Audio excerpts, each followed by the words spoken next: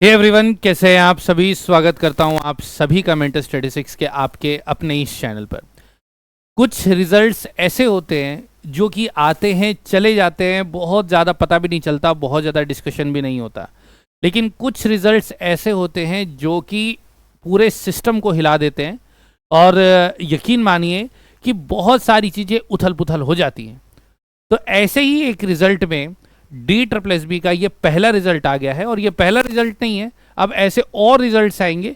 यहां पर जिस रिजल्ट की मैं बात कर रहा हूं वो है टीजीटी इंग्लिश। जी हाँ, किस पोस्ट की बात कर रहा हूं? TGT English. और अभी इस महीने के अंत तक और जून के पहले 15 दिनों में हमें बाकी सभी टीजीटी पोस्टों पर भी रिजल्ट दिखाई देगा। तो अब कैसे ये वाला जो डॉक्यूमेंट है या फिर कैसे ये रिजल्ट चीज़ें हिला सकता है, यानी कि पूरे सिस्टम को हिला सकता है, आइए मैं उसके बारे में बात करूंगा। ठीक है, ये जो पोस्ट थी इसके अंदर कुल मिलाकर के अगर हम देखें तो यूआर में 225 बहुत ज़्यादा वैकेंसी, फीमेल के अंदर 203 वैकेंसी, और एनडीएमसी भी थी। खैर ये तो बहुत छोटी हैं। टोटल वैकेंसीज देखें तो 413, 379 टोटल, और 11 ये मिलाकर के कुल मिलाकर के 803 वैकेंसीज आई थी। हाँ, कैटेगरीज में वैकेंसीज यहाँ पर थोड़ी कम है, लेकिन फीमेल के अंदर एसटी कैटेगरी में एक बहुत अच्छी खासी संख्या में वैकेंसीज हमें दिखाई दे रही हैं। तो अब ऐसे में जो सबसे बड़ी चीज़ बनती है कि यहाँ पर ज्वाइनिंग का क्या प्रोसेस होगा। अभी जो मैं आपके साथ बात करूँगा वो है ज्वाइनिंग का क्या प्रोसेस होगा, और ये पूरी जानकारी यहाँ पर अभी बड़े डिटेल में और बड़े ढंग से अभी मैं आपको बताऊंगा। कुल मिलाकर 1545 कैंडिडेट यहाँ पर मंगाए गए हैं, और यहाँ पे आप ये देखिए कि कट ऑफ की अगर हम बात करें तो यहाँ पर यूआर में 111 कट ऑफ गई है आउट ऑफ 200। यहाँ पर अगर हम 93, 73, 103, 67 अगर हम देखें, और महिला में 61, यानी कि सबसे कम कट ऑफ यहाँ पे 61 फीमेल की गई है। रीज़न ये है कि वहाँ पर एसटी कैटेगरी के अंदर वैकेंसीज बहुत ज़्यादा हैं। अब हम बात करेंगे कि यहाँ पर ओबीसी कैटेगरी के अंदर यहाँ पे 72 और 73 और यहाँ पर 118। अगर आप ओवरऑल देखेंगे तो यहाँ पर ओबीसी की कट ऑफ हमें थोड़ी कम दिखाई देती है। तो इसके पीछे बहुत ज़्यादा हैरान होने की ज़रूरत नहीं है कि यहाँ पर ऐसा कैसे हो गया। दिल्ली के अंदर जो दिल्ली में रहने वाले लोग हैं वो चीज़ को अच्छे से जानते हैं। दिल्ली यानी कि डी ट्रिपल एस बी के अंदर फॉर्म भरते वक्त आपको याद होगा कि दिल्ली के अंदर दिल्ली का जो ओबीसी है केवल वही फॉर्म भरता है। इस वजह से कंपटीशन केवल और केवल दिल्ली के ओबीसी के अंदर होता है, तो कंपैरेटिवली कंपटीशन कम होता है।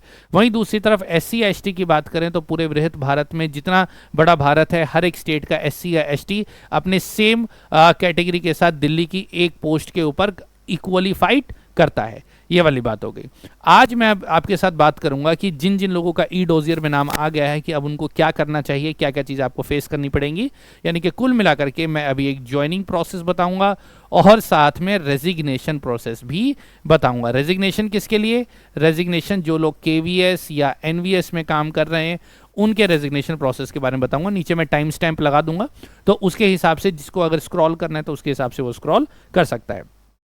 सबसे पहले तो मेरे पास इससे संबंधित कई सारे मैसेजेस आ गए, तो सभी सेलेक्टेड कैंडिडेट्स को बहुत सारी बधाइयाँ। आप ऐसे ही तरक्की करें और ये आपकी तरक्की की शुरुआत है। आगे और बढ़िया काम करते रहें, तुरंत ही आपको प्रिंसिपल वाइस प्रिंसिपल पोस्ट पर पहुंचना है। अब हम सबसे पहले बात करते हैं कि नॉर्मल कैंडिडेट का ज्वाइनिंग प्रोसेस क्या होगा। ये वो कैंडिडेट हैं जो कि फर्स्ट टाइमर है, जो कि इससे पहले किसी भी गवर्नमेंट जॉब में नहीं थे, हम उनकी बात करेंगे। और ये है जो कि केवीएस, एनवीएस या किसी भी दूसरे गवर्नमेंट डिपार्टमेंट से हैं। भला हो डी ट्रिपल एस बी या अन्य स्टेट एजेंसीज का, जिनकी वजह से केवीएस में लगातार वैकेंसीज बनती रहती हैं और नए लोगों को मौका मिलता रहता है। ठीक है, तो अब इधर ज्वाइनिंग प्रोसेस की बात करें तो अभी आपके पास, जैसे कि इस वाले डॉक्यूमेंट में आपको लिखा हुआ है कि यहाँ पर जो टोटल नंबर ऑफ वैकेंसीज थी उस वैकेंसीज के हिसाब से 1545 लोगों को बुलाया गया है। और आपके ई डोजियर भरने की लिंक जो है वो 26 मई से शुरू होकर के 9 जून तक रहेगी। यानी कि अच्छा खासा समय आपको यहाँ पर दिया जाता है, 10-12 दिन का आपको 15-16 दिन का आपको समय दिया जाएगा। तो इसको कैसे करना है मैं आपको ये समझाता हूँ। सबसे पहले अब आपका ई डोजियर में नाम आ गया है, इसका मतलब जैसे अगर ये कट ऑफ है तो सबसे पहले आपकी डी ट्रिपल एस बी की 2 वेबसाइट होती है। देखो, डी ट्रिपल एस बी की 2 वेबसाइट होती है। एक तो ये वाली वेबसाइट होती है और दूसरी वेबसाइट होती है जिसको हम, अगर मैं D triple S B search करूं तो एक आता है DSSB online.nic.in। ठीक है, ये वो वेबसाइट है जहां पर आपने फॉर्म भरा था। यहाँ पर जब आप साइन इन करेंगे अपने क्रीडेंशियल्स के साथ तो यहाँ पर आपका लॉगिन होगा, इसी के अंदर व्यू रिजल्ट का ऑप्शन दिखाई देगा और यहीं पर आपको आपका रिजल्ट शो होगा। यदि आपके नंबर आपकी कैटेगरी में कट ऑफ से ऊपर हैं तो लिखा आएगा कि फिल ई डॉजियर एज पर शेड्यूल, ऐसा लिखा हुआ आएगा। फिर जब डॉजियर का समय यानी कि डॉजियर का समय जब स्टार्ट हो जाएगा, यानी कि जैसे 26 मई स्टार्ट हो जाएगी, तो ई डॉजियर का उसके अंदर एक कॉलम दिखाई देगा। ई डॉजियर के कॉलम के अंदर जब आप क्लिक करेंगे तो आपकी पोस्ट दिखाई देगी और वहां पे आपको बहुत सारी चीजें भरनी है। अंदर क्या चीज़ें भरनी है, अगर इसके बारे में अगर ज़रूरत पड़ेगी तो हम अलग से सेशन कर लेंगे। आप सभी उम्र के उस मुकाम पे हैं कि आप उसको बढ़िया तरीके से कर सकते हैं। यानी कि आपको DSSB online.nic.in इसके ऊपर लगातार विजिट करना है। ये दोनों लोगों के लिए है। यहाँ पर आप अपना रिजल्ट चेक करेंगे और यहीं पे आप ई डॉजियर भरेंगे। ठीक है, ई डॉजियर आपका यहीं फिल होगा। अब किसी और दूसरी वेबसाइट के ऊपर जाने की जरूरत नहीं है। बहुत सारी चीज़ें भरनी होंगी, सारे डॉक्यूमेंट्स, बहुत सारी बातें भरनी होंगी। इसके अंदर जब आप ई डॉजियर भरेंगे तो इसके अंदर एक डॉक्यूमेंट आएगा NCTE का सर्टिफिकेट। कौन सा सर्टिफिकेट? NCTE।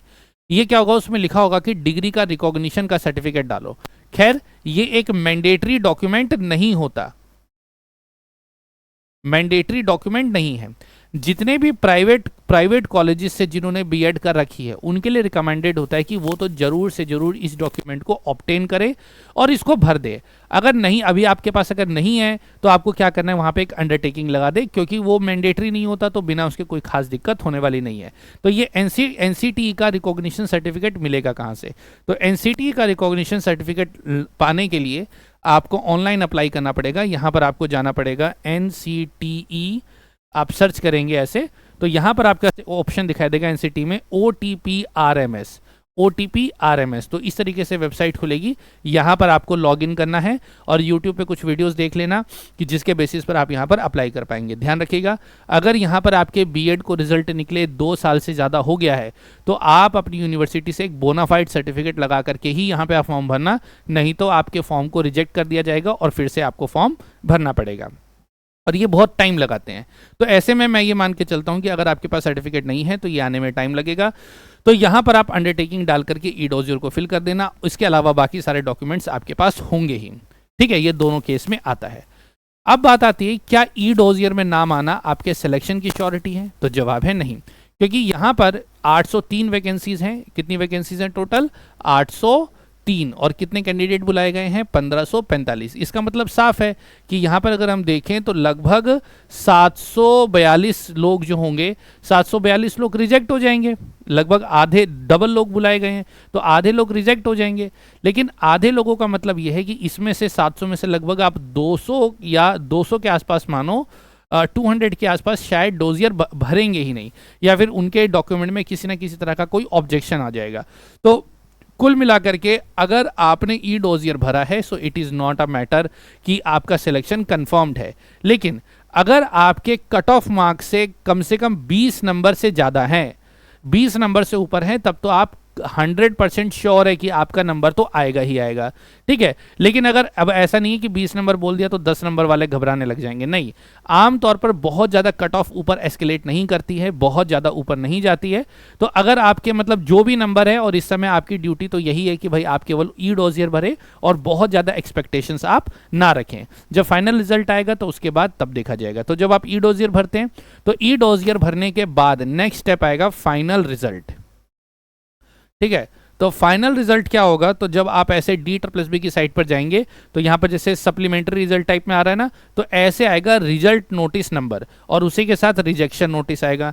तो ये रिजल्ट का मतलब होता है मेन रिजल्ट। इस रिजल्ट में जिसका नाम आ गया मतलब वो अब फाइनली सेलेक्टेड हो चुका है। उसके बाद क्या होगा? ये काम होने के बाद फाइनल रिजल्ट में यदि आपका नाम आ जाता है तो उसके बाद आपके डॉक्यूमेंट्स को DOE भेज दिया जाएगा या NDMC भेज दिया जाएगा। यानी कि आपके प्रेफरेंस के अनुसार जो भी स्कूल आपको अलॉट हुआ है आपके नंबर के अनुसार, उस डिपार्टमेंट में आपके डॉक्यूमेंट भेज दिए जाएंगे। तो जब आप वहां पे जाएंगे तो अब DOE वाले क्या करेंगे? अब यहां से यहां तक का खेल खत्म। अब आपको DSSB वेबसाइट पे कुछ भी देखने की जरूरत नहीं है फाइनल रिजल्ट में नाम आने के बाद। फाइनल रिजल्ट के बाद अब आपको जितनी भी कम्युनिकेशन होगी इन दो डिपार्टमेंट से होगी, मैक्सिमम यहीं से होगी। तो इसके लिए मैं बात करता हूं। तो DOE वाले आपको एक मेल करेंगे या फिर आपके घर पे एक स्पीड पोस्ट करेंगे। ठीक है। स्पीड पोस्ट में इनविटेशन होगा कि भाई आपका इस पोस्ट पे सिलेक्शन हो गया है, तो अब आप डॉक्यूमेंट वेरिफिकेशन कराएं। किसके लिए आएगा? डॉक्यूमेंट वेरिफिकेशन के लिए। तो डॉक्यूमेंट वेरिफिकेशन के लिए अब आपको सारे डॉक्यूमेंट्स लेकर के जाना है। जैसे कि मैंने रिकॉग्निशन सर्टिफिकेट भी बताया, तो अभी तो आप ऐसे ही भर देना, लेकिन रिकॉग्निशन सर्टिफिकेट आप बनवा लेना तब तक, अभी क्योंकि इसमें बहुत टाइम लगेगा, तो तब तक आपका रिकॉग्निशन सर्टिफिकेट आपके पास आ जाएगा। तो उन सभी डॉक्यूमेंट्स को लेकर के यहाँ पर आप जा करके वेरीफाई कराएंगे।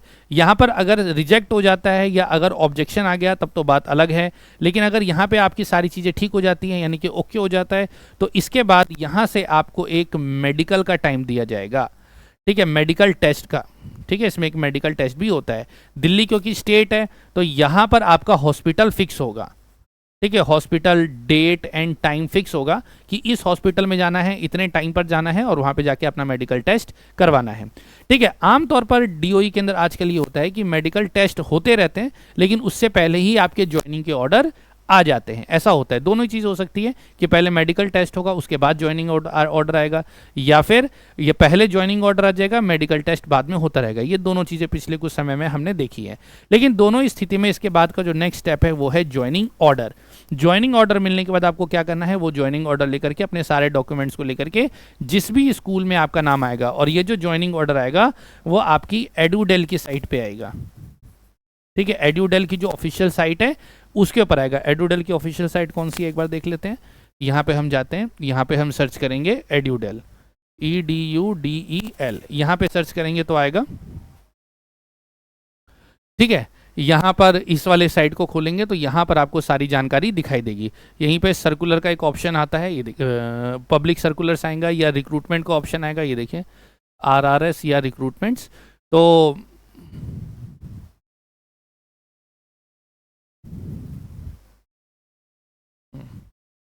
RRS या ये तो रिक्रूटमेंट रूल से संबंधित है। पब्लिक सर्कुलर्स के बारे में जो मैंने बात करी, वहीं पर आपका ज्वाइनिंग ऑर्डर मिलेगा। ज्वाइनिंग ऑर्डर जैसे ही आपको मिल जाएगा, उसके बाद आप अपने स्कूल में जाएंगे और वहां पर जाकर के ज्वाइन कर लेंगे। ये दोनों ही कैटेगरी में सेम चीज़ होने वाली है, चाहे आप ऑलरेडी किसी गवर्नमेंट डिपार्टमेंट में हो या फिर गवर्नमेंट डिपार्टमेंट में ना हो, दोनों ही स्थिति में प्रोसेस सेम होगा। लेकिन जो साथी अभी KVS या NVS में ऑलरेडी वर्क कर रहे हैं, तो और वो चाह रहे हैं कि भाई अब मैं इस डिपार्टमेंट को छोड़ करके मैं एक नए डिपार्टमेंट यानी कि DOE या DSSB के थ्रू अब DOE या NDMC में ज्वाइन करूं, तो अब उनको क्या करना पड़ेगा? ऑब्वियसली बात है, यहां से अब आपको रिजाइन करना है। ठीक है, यहां से अब आपको रिजाइन करना पड़ेगा। तो अब ये रेजिग्नेशन के दो केसेस हो सकते हैं। कितने केस होंगे? दो। पहला केस होगा कि अगर आपने NOC ले रखी है, दूसरा if NOC not taken. NOC का मतलब होता है नो ऑब्जेक्शन सर्टिफिकेट। ये मतलब क्या हुआ, जब आपने फॉर्म भरा था तो आपने अपने डिपार्टमेंट को इन्फॉर्म किया था कि भाई मैं ऐसे फॉर्म भर रहा हूँ, ठीक है, तो मुझे इसको अलाउ किया जाए। तो अगर उस समय आपने ऐसी परमिशन ले रखी है, तब तो अब आपका जो ट्रांसफ़र होगा, यानी कि अब आपका जो ट्रांसफ़र होगा अगर ये है, तो अब आप डिपार्टमेंटली जाएंगे। ठीक है, डिपार्टमेंटली जाएंगे। इसमें आपको एक लीन पीरियड का बेनिफिट मिलता है। लीन पीरियड का मतलब ये होता है कि अगर आप लीन पीरियड में एक डिपार्टमेंट से दूसरे डिपार्टमेंट में जाते हैं, तो अगर 2 साल के अंदर आपको ऐसा लगता है कि नहीं, आप अपने प्रीवियस डिपार्टमेंट में वापस आना चाहते हैं, तो आप आ सकते हैं। और जब आपका डिपार्टमेंटल ट्रांसफ़र होता है तो आप सारे बेनिफिट्स कैरी करते हैं। सारे बेनिफिट जैसे कि लीव वगैरह जो है वो आपका कैरी फॉरवर्ड हो जाता है। ठीक है, और अगर आपके पास NOC है तब तो कोई दिक्कत वाली बात नहीं है। अगर आपके पास NOC है तो यहाँ पर अभी आप इंटीमेट करेंगे अपने डिपार्टमेंट की भाई मेरा ऐसे सिलेक्शन हो गया है, तो उसके हिसाब से अब वहाँ से आप एक लेटर बनवा लेना, एक सर्विस सर्टिफिकेट, और उस सर्विस सर्टिफिकेट को आप अभी डोजियर के टाइम पे अपलोड कर देना। अब क्या होगा कि आपका जब वेरिफिकेशन होगा तो वहाँ पर आपको बताना है कि हाँ भाई मैं तो इस पर्टिकुलर डिपार्टमेंट से हूँ, तो वो यही सर्विस सर्टिफिकेट और बाकी सारी चीज़ आप वहाँ पे जमा करा देंगे। फिर उसके बाद आपका जो प्रोसीजर होगा वो थोड़ा अलग तरीके से चलेगा। और जो ऑलरेडी गवर्नमेंट सर्विस में है तो उनको सरकारी कानून पता है, तो वो उनको बहुत ज़्यादा परेशानी नहीं होगी, वो आराम से काम कर पाएंगे। लेकिन ये जो KVS NVS में हमारे साथी हैं या अदर डिपार्टमेंट में जो दिल्ली के बाहर कहीं और पोस्टेड हैं, इनके साथ समस्या ये हो जाती है कि जब इन लोगों को यहाँ पर ज्वाइनिंग की बारी बारी आती है तो फाइल मूवमेंट में बड़ी प्रॉब्लम होती है, क्योंकि वहाँ से अगर वो एक बार दिल्ली आ गए तो दिल्ली आने के बाद फाइल इधर उधर जाना, ये वो करना बहुत मुश्किल हो जाता है। ठीक है, लेकिन कोई बात नहीं, आज नहीं तो कल, कल नहीं तो परसों, चाहे कितना भी लेट हो, आपका काम आज नहीं तो कल होगा ही होगा। थोड़ी मशक्कत हो सकती है, थोड़ी भागदौड़ हो सकती है, लेकिन आपका काम हो जाएगा। जो लोग दिल्ली या दिल्ली के आसपास के क्षेत्र से रहते हैं तो वो किसी भी तरीके से हल्का फुल्का स्ट्रगल करके अपना काम कर ही लेते हैं। ठीक है, और इनको रेजिग्नेशन में भी कोई प्रॉब्लम नहीं आती, क्योंकि इनको प्रॉपर परमिशन मिली हुई है। अब बात आते हैं उन कैंडिडेट्स की जिनके पास एनओसी नहीं है, यानी कि जिनके पास कोई परमिशन उन्होंने नहीं ली, या फिर सेम लेवल पर हैं, जैसे कि अभी एनवीएस केवीएस में भी या किसी और डिपार्टमेंट में भी सेवेंथ पे स्केल पे लेवल 7 पे ही थे और अभी सेम लेवल पे ही उनका जो है पोस्टिंग हो गई है। तो ऐसे में उनको एनओसी मिलती ही नहीं है, या फिर किसी वजह से वो एनओसी लेते नहीं है, या फिर कोई ऐसी वजह होती है, स्कूल में कोई प्रॉब्लम होती है, या फिर बताया भी हो तो उनको कोई रिटर्न परमिशन नहीं मिलती है। यानी कि एक ऐसी सिचुएशन जब आप एनओसी के पोजीशन में नहीं है। तो अब आपके पास क्या ऑप्शन है? क्या आप ज्वाइन नहीं कर सकते? नहीं, आप ज्वाइन कर सकते हैं। उसके लिए आपको क्या करना पड़ेगा? डिपार्टमेंट से रिजाइन करना पड़ेगा। अब रिजाइन करने का क्या तरीका है मैं वो बताता हूं। अब रिजाइन करने के 2 केसेस हो सकते हैं। पहला, अगर आप अभी तक परमानेंट नहीं हुए हैं, यानी कि अगर आपके 2 साल नहीं हुए हैं, या फिर अगर आपके 2 साल पूरे हो गए हैं। अगर आपके 2 साल पूरे हो जाते हैं, यानी कि प्रोबेशन कंप्लीट हो जाता है, तो आप रियल में परमानेंट स्टाफ हो जाते हैं। और यहाँ पर उस समय तक आप परमानेंट स्टाफ नहीं होते। वैसे तो सब कुछ परमानेंट का ही होता है, लेकिन प्रोबेशन पीरियड को कंप्लीट करने के बाद एक सब्सटेंटिव स्टाफ की अलग से लिस्ट आती है। अगर उसमें नाम आ जाता है तब आप उस कैटेगरी में जाते हैं। इन दोनों कैटेगरी का अंतर यह है कि अगर अभी तक आपके 2 साल पूरे नहीं हुए हैं तो आपका जो रेजिग्नेशन एक्सेप्ट करेगा वो अथॉरिटी आपके स्कूल का प्रिंसिपल ही होगा। ठीक है, आपके स्कूल के जो प्रिंसिपल हैं वही आपका रेजिग्नेशन एक्सेप्ट कर लेंगे। लेकिन अगर आपके 2 साल कंप्लीट हो चुके हैं तो फिर आपकी जो अथॉरिटी होगी वो जो रीजनल सेंटर होगा, यानी कि आपके जो प्रिंसिपल होंगे उसके ऊपर की जो नेक्स्ट बॉडी होगी वो आपके रेजिग्नेशन को एक्सेप्ट करेगी। आमतौर पर देखा जाए तो इस वाले केस में 1 मंथ का नोटिस पीरियड आपको सर्व करना पड़ता है, क्योंकि आप रिजाइन कर रहे हैं। आपको 1 मंथ का नोटिस पीरियड सर्व करना पड़ता है। और 2 साल जिनकी जो परमानेंट हो चुके हैं उनको 3 महीने का नोटिस पीरियड सर्व करना पड़ता है। कई जगहों पर जो 2 साल से कम भी हैं उनको भी 3 महीने का नोटिस पीरियड सर्व करने के लिए कहा जा सकता है। तो दोनों ही स्थिति में आपको इन 3 महीने काम करना पड़ेगा या 1 महीने काम करना पड़ेगा, और आप उसके बाद ऑब्वियसली बात है आपको रेजिग्नेशन मिल जाएगा। अगर कुछ साथी ऐसे होते हैं जो कहते हैं कि नहीं, मुझे तो रेजिग्नेशन चाहिए ही चाहिए, मैं अब और काम नहीं कर सकता, उसको कहते हैं इंस्टेंट रेजिग्नेशन। क्या कहेंगे? Instant resignation. इंस्टेंट रेजिग्नेशन के अंदर क्या होता है कि आपको जो भी 3 महीना या 1 महीना जो भी वहाँ पॉलिसी चल रही होगी उसके हिसाब से आपको पे करना पड़ता है। यानी कि अगर आपकी जो भी 3 महीने की सैलरी बनेगी वो आप वहाँ पे जमा कराएंगे, जमा कराने के बाद आपको उसी ऑन द स्पॉट आपको रेजिग्नेशन मिल जाएगा। लेकिन यहाँ पर ऑन द स्पॉट रेजिग्नेशन नहीं मिलता, क्योंकि यहाँ पर आपका जो अथॉरिटी है वो एक नेक्स्ट लेवल पर होती है। तो यहाँ पर तो आपको प्रॉपर चैनल फॉलो करना ही पड़ेगा। प्रॉपर चैनल फॉलो करना बहुत ज़्यादा ज़रूरी है, चाहे आप इधर हो चाहे आप इधर हो। कुछ कैंडिडेट ऐसा काम करते हैं कि वह बिना कुछ बताए, बिना कोई जानकारी दिए वहाँ से उठ के चले जाते हैं और उनको लगता है कि अब मेरा पिछले से कुछ कोई लेना देना नहीं है, मेरा रिज़ाइन हो गया। ऐसा नहीं होता। कुछ लोग अपने पिछले डिपार्टमेंट में लड़ाई झगड़ा या कुछ ऐसी बात करके आ जाते हैं जिसके बाद उनके साथ कई परेशानियाँ होती हैं। ऐसा एक केस दिल्ली में देखा गया था काफ़ी समय पहले। एक कैंडिडेट जिसने दिल्ली में ज्वाइन किया था वो पहले केवीएस में था, वहाँ पे उसने झगड़ा किया, वहाँ से उसने प्रॉपर तरीके से रेजिग्नेशन नहीं दिया और यहाँ पर आकर के उसने ज्वाइन कर लिया। फिर उसके बाद उस प्रीवियस डिपार्टमेंट ने एक लेटर भेजा कि भाई ये पर्टिकुलर पर्सन जो है वो ऑलरेडी एक जॉब के पोजीशन में है और उसके साथ 2 गवर्नमेंट सर्विस हुआ कर रहा है, तो उसके ऊपर कार्रवाई की जाए। तो बाद में उसको डीओई से भी टर्मिनेट कर दिया गया। तो ऐसे केसेस हो सकते हैं। तो इस चीज़ का प्रूफ क्या है कि अब आपका रेजिग्नेशन हो चुका है। अगर आप ये इंस्टेंट या 2 साल से कम वाला या ये वाला केस करते हैं तो हर एक केस में आपके पास एक नो ड्यूज सर्टिफिकेट आपको अपने पास रखना है। यानी कि जैसे ही आपने पे कर दिया या नोटिस पीरियड कंप्लीट कर दिया तो आप कहिए जी मेरे को मेरा नो ड्यूज सर्टिफिकेट दीजिए कि मेरा अब इस स्कूल या इस डिपार्टमेंट से रिलेटेड कोई बकाया नहीं है।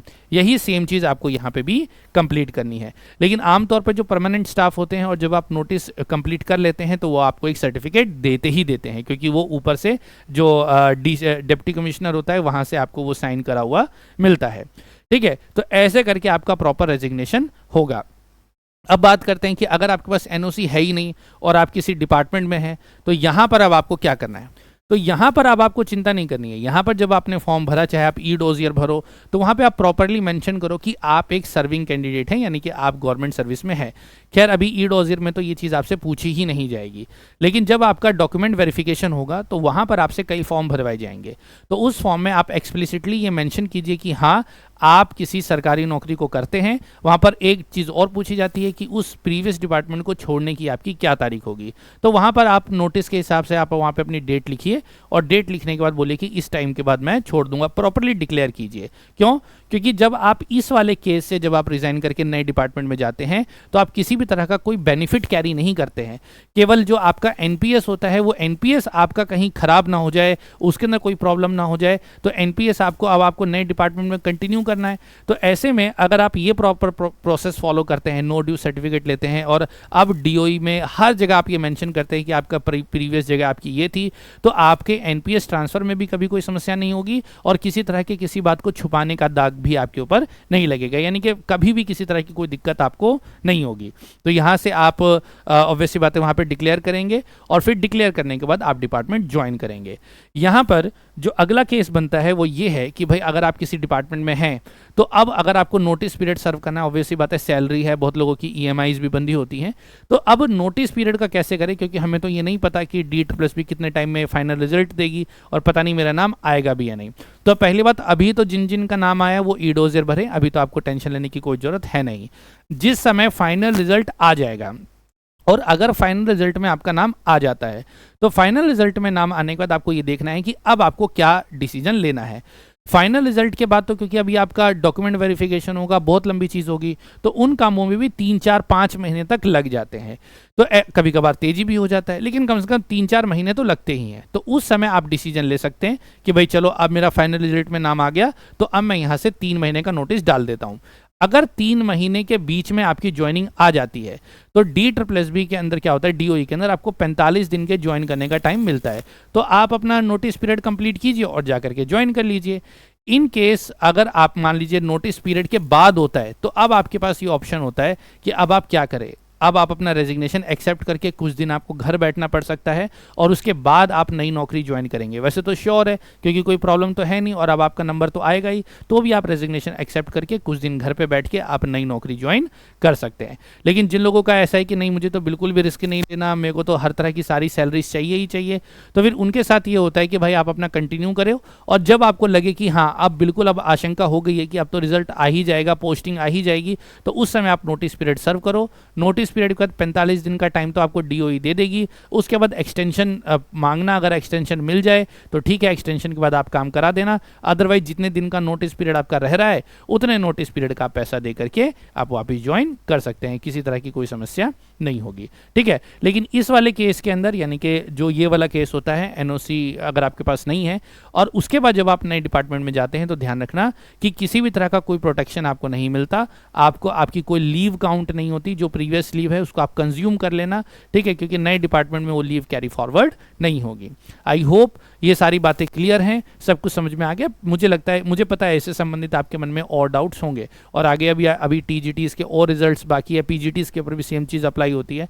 अगर कोई कंफ्यूजन है तो आप बिल्कुल डिटेल में अपनी बात को मुझे कमेंट्स में बता देना, ठीक है। तो उसको मैं देख करके अलग से सेशन ले लूँगा and I will take care कि आपको सारी चीज़ें अच्छे तरीके से पता चले और सारी बातें मैं आपको बताऊं। खैर आमतौर पर पीआरटी के केस में बहुत बड़े लेवल पर होता है तब मैं बताता हूं, लेकिन इस बार टीजीटी का भी स्तर बहुत बड़ा है तो मुझे पता है कि बहुत सारा शिफ्टिंग वहाँ से यहाँ पर होगा, तो इसलिए ये वीडियो बनानी बहुत ज़्यादा ज़रूरी थी। आई होप कि आपको सेशन पसंद आ गया होगा। इसको अपने सभी साथियों को शेयर कर देना। आप सभी को बहुत बहुत शुभकामनाएं, अच्छे से काम कीजिए, आगे बढ़ते रहिए। बाकी मिलेंगे अगले सेशन में, तब तक के लिए नमस्कार, धन्यवाद, जय हिंद, जय भारत।